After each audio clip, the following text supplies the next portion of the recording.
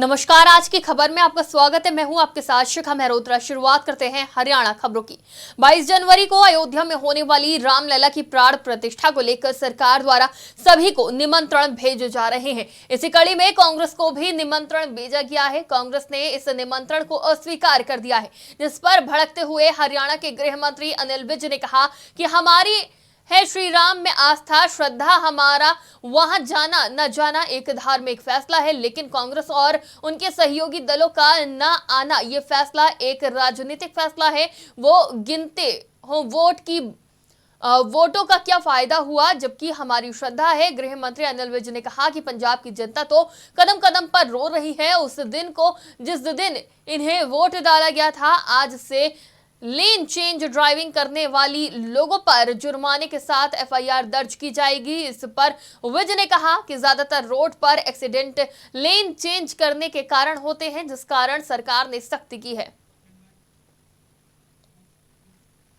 हरियाणा में सरकार के कमाऊ पूत यानी कि पटवारी लगातार हड़ताल पर हैं। मांगे लागू न होने पर पटवारी अपनी हड़ताल को लगातार बढ़ा रहे हैं। अब किसान संगठन भी पटवारियों के समर्थन में उतर आए हैं। बता दें कि पिछले साल हरियाणा में पटवारियों ने पे ग्रेड बढ़ाने की मांग को लेकर 1 महीने के करीब हड़ताल की थी, जिसके बाद सरकार से बातचीत में पे ग्रेड बढ़ाने पर सहमति बनी, पर वो मांग अब जिस तरह से मानी गई उससे पटवारी सहमत नहीं, जिसको लेकर 3 जनवरी से पटवारियों की हड़ताल लगातार जारी है। वहीं किसान नेता कामरेड ओम प्रकाश ने कहा कि सरकार ने जब मांग मानी तो वो पूरी भी करे। उन्होंने कहा कि हरियाणा सरकार कर्मचारी विरोधी बनी हुई है, जो ना पुरानी पेंशन लागू कर रही है, न कच्चे कर्मचारियों को पक्का कर रही है और ना खाली पदों को भर रही है। जैसे कि हमने पहले भी बताया है कि हमारा धरना जो है पे की विसंगतियों के बारे में, पे में विसंगतियां जैसे 1/16 से हमारा नोशनली लागू करना था, वो सरकार ने नहीं किया। सरकार ने एक प्रोस्पेक्टली सोबत डाला, जिससे मतलब हमारे पटवारियों को भ्रमित किया। उन्होंने 3200 बेसिक पे तो लागू किया, लेकिन प्रोस्पेक्टली सोबत डाला। और हमारी मांग है नोशनली करवाने की 2016 से। और जो हमारा धरना है पहले भी 3 दिन का सांकेतिक था और अब भी 3 दिन सांकेतिक होने के बाद 2 दिन का और बढ़ाया है। और आगे का जो प्लानिंग होगी वो हमारी राज्य कार्यकारिणी करेगी।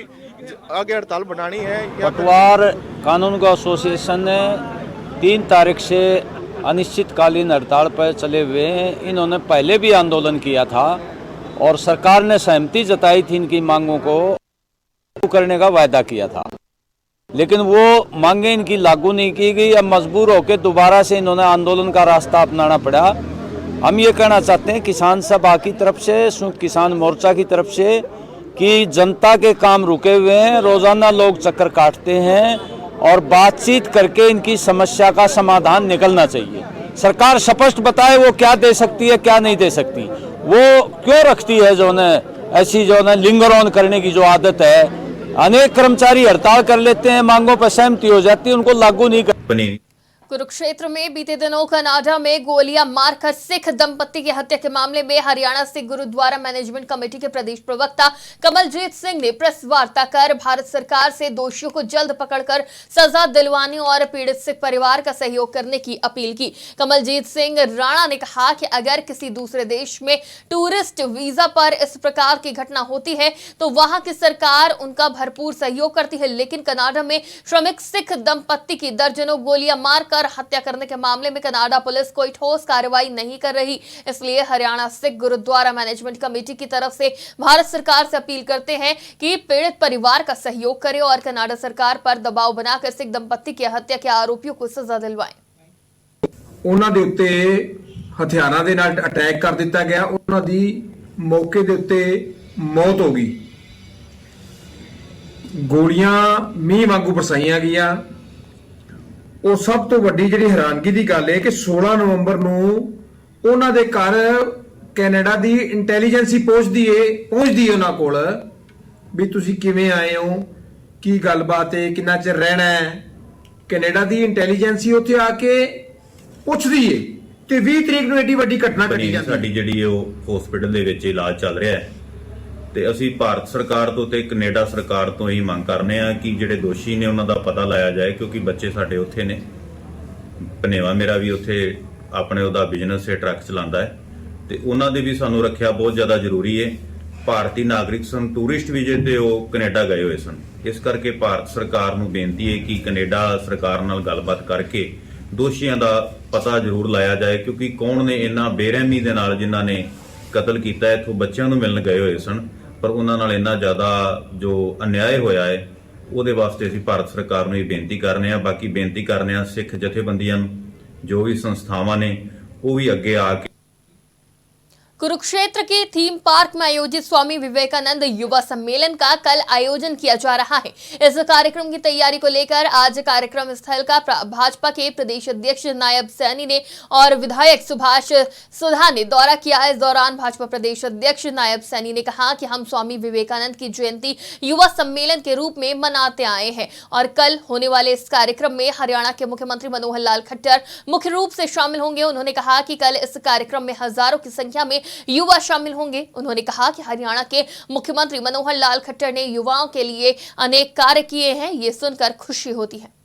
स्वामी विवेकानंद जयंती है, उस जयंती को युवा दिवस के रूप में हम सब मनाते हैं।